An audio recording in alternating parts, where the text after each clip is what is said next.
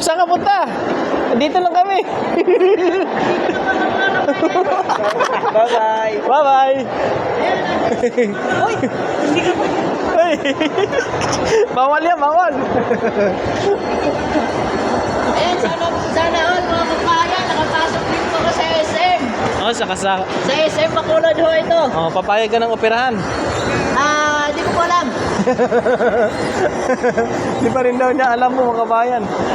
Ayan, ano mo to? Ano mo na? Dito po ako ngayon. Sa ano kaya to? Saan? Wait.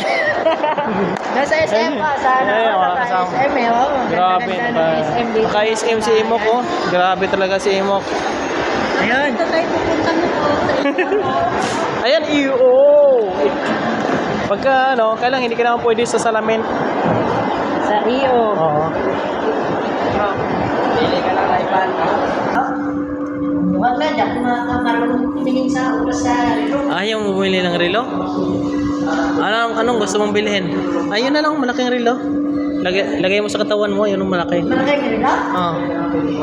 Dikit dito yun. Ako, relo. Gagawin ko yung dawit. Nandito si Imok sa Siko po, mga kabayan.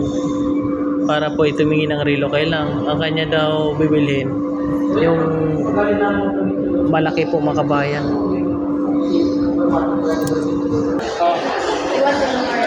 Ayun mga kabayan, oh. Grabe. Nasa SM po kami, kasama si engineer, ang aking engineer, mga kabayan. Mag-iingat po kayo. At dito po kami, yung baba. Yung aking engineer. Kasama. Tsaka yung aking alalay. Sana all, si Kuya Imok, naka-SM. Lakad-lakad lang tayo. Wala man tayong pambili. Lakad lang po kami.